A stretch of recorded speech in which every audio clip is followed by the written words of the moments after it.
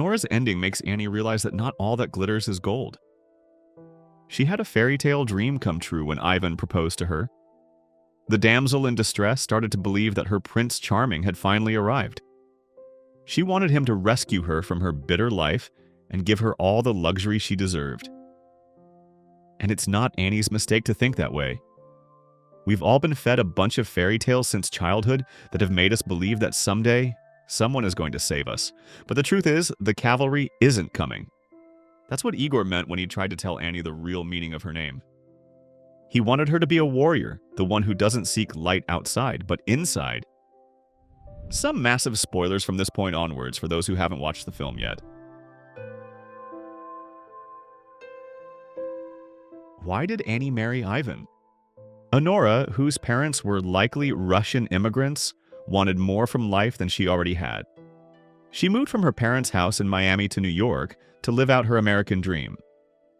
But the thing is, even though our generation wants to get rich and popular, we don't really have any goals in mind. We want to buy expensive sneakers, but we don't have a purpose. Annie, while trying to survive in one of the most expensive cities in the world, started working at a strip club called Headquarters. She wasn't content, but she was happy, or that's how I perceived it. And then came a young prince from a faraway land who was quite impressed with Annie's dancing and was ready to buy her the glass slippers. Not because he wanted to, but because he could afford to.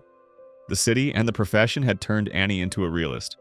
She knew from the very beginning that Ivan was a mere traveler looking for some fun. It's quite possible that he had never been with a girl before, and that's why he seemed to be more attracted to Annie than her regular visitors. Annie, too, loved his childlike enthusiasm and didn't complain much because she was getting paid for it. But the romance took a drastic turn in Vegas, where Annie taught him a few things in bed. This was the first time the couple had a real conversation after sex, and Ivan, the child, didn't want to let go of this feeling, which it was quite obvious he'd experienced for the first time in life. He came up with this crazy idea to marry her. The realist in Annie didn't want to believe it, but the dreamer in her convinced her to entertain the possibility. What if? If she married this rich guy, she wouldn't go back to her old life again. She would become a princess who could buy all the luxuries in the world. She convinced herself Ivan was serious about his feelings, and that's why she said yes. Annie wanted to believe that Ivan and she had a future. The kind of lie we constantly tell ourselves to save us from reality.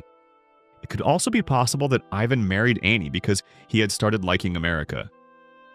For the first time in his life, he was living out of his parents' shadow. He had full control of his life and didn't want to go back to Russia to work in his father's company. After marrying Annie, he would become an American citizen who could party all his life, or at least that's what he saw in the movies. But he too was hit with reality when his mother found out about his marriage in the newspapers. She quickly called Ivan's caretaker Toros, who worked as a Christian priest in America, to fix the family mess. Why did Ivan run away? Ivan always knew that he had to go back to Russia no matter what promises he'd made to Annie.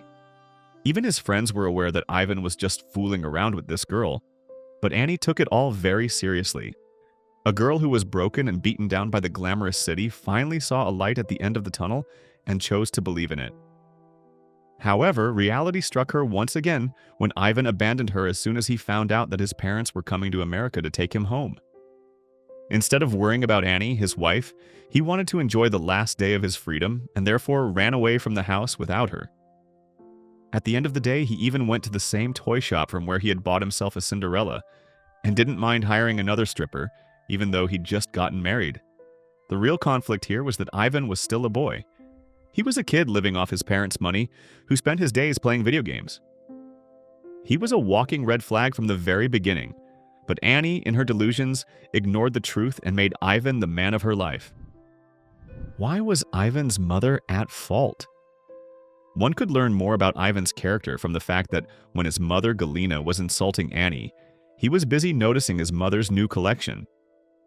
Moments before Galina walked in, this same Ivan had been pretending to be asleep so he didn't have to confront Annie. He had always been a coward who didn't have the courage to tell Annie that he didn't inform his parents or anyone else about the marriage because they would never accept it. He continued playing with Annie's real feelings for his own fun in America, which he always knew wouldn't last for very long. When Galina met Ivan at the airport, the son gave his mother a compliment on her dress because he knew it would make her forgive him for the mess he had created. I guess everyone except for Galina knew that it was Ivan who was at fault here, and Annie was the real victim. But blinded by her pride and motherly love, she refused to accept the truth. When Igor, the gentleman gangster, suggested that Ivan should apologize to Annie, Galina quickly responded that her son wouldn't apologize to anyone. You see, parents are equally responsible for their kids' faults when they fail to teach them the difference between right and wrong. I understand every parent wants to protect their child from the world and the people living in it, but that doesn't mean they ought to give up their morality and rationality. Ivan had always been a pampered child, and that's really not an excuse for ruining Annie's life. Galina should have asked Ivan to apologize, but she didn't. This only tells you he's going to do the exact same thing again and again because his mother had failed as a parent. And it has nothing to do with the context above, but I really liked how Toros said thank you to Annie before asking Igor to take her back. Well, at least someone knows their manners. Will Igor and Annie end up together? Throughout the film, Igor had been the only person who was trying to protect Annie, because he knew that no matter how hard she tried, she wouldn't be able to fight against the rich and powerful, especially when he knew that her own Prince Charming would fail to support her and chicken out the moment his parents would arrive in town. A single night had made her the princess, and another night took it all away. The night butterfly believed that she would be able to live among the stars, but her world came crashing down the moment the dream ended. Alice opened her eyes and found herself back from the Wonderland. During Anora's ending, Ivan and Annie's marriage was annulled in Vegas, soon after which Igor brought her back to town to pay her the $10,000 Toros had promised her. Igor knew Annie was heartbroken, and he tried his best to cheer her up, but it became quite obvious that he was failing in his efforts quite miserably. Annie needed a friend to talk to, but there was no one around. Yes, Igor wanted to be her friend, but she didn't trust the man who looked like a Russian gangster for hire. She believed that he wanted to have her body, just like the rest of the men she had encountered in her life. She had even accused him of being willing to rape her, but the man had never had any such intentions. You see, the film extensively explored the theme that one shouldn't judge a book by its cover. People are not always what they look like from the outside. Igor had an intimidating facade, but he had developed a soft spot for Annie because he knew what she was going through. He had always been soft-spoken and respectable towards Annie, and maybe in the end, she did notice that. In Anora's ending, Igor turned out to be the only person who tried to keep Annie's dream alive. He drove her to her apartment, and before she went back to her old life, he gave her the diamond ring that Ivan had bought for her. The gesture made Annie realize this was the man who was willing to make an effort to make her happy. Before leaving, Annie told Igor that she didn't really like his grandmother's car, but maybe she liked him?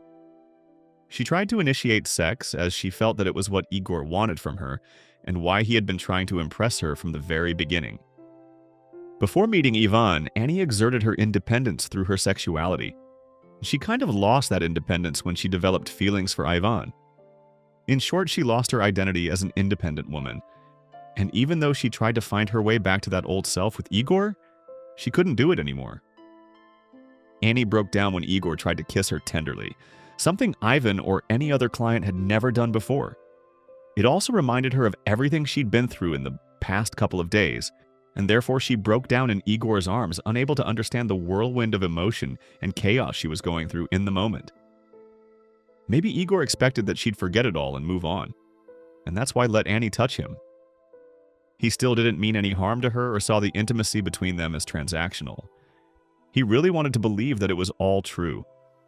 The conflict here is, it's just people seeing sex through a different perspective. In the end, one could only say that people deal with grief differently. I am not sure if Annie and Igor will end up together or not, even though I really want them to. Maybe with time, Annie would realize that not all good men are knights in shining armor. Some are too shy to even express their true feelings. Some have broken English too and cannot say touché correctly. They don't ride in luxury black sedans, but cherish their grandmother's car. At the end of the day, Annie has to ask herself, what really makes her happy? Is it the rich boy who abandons her at his convenience? Or the man who has the courage to fight for her respect when she's wronged? The one who's ready to protect her from the world and all its bitterness? No one really knows what love is if not in doing something as simple as giving a person hope that their world hasn't come to an end. I am sure that the diamond ring was worth a fortune, but it was nothing compared to what Igor did for Annie. There's no substitute for such feelings or replacement for true intentions. Thank you for watching this video, and do share your thoughts about the movie in the comments section below. Hit the like button and subscribe to our channel to get your daily dose of cinema and series. See you at the next one, and for the time being, we are signing off. Bye.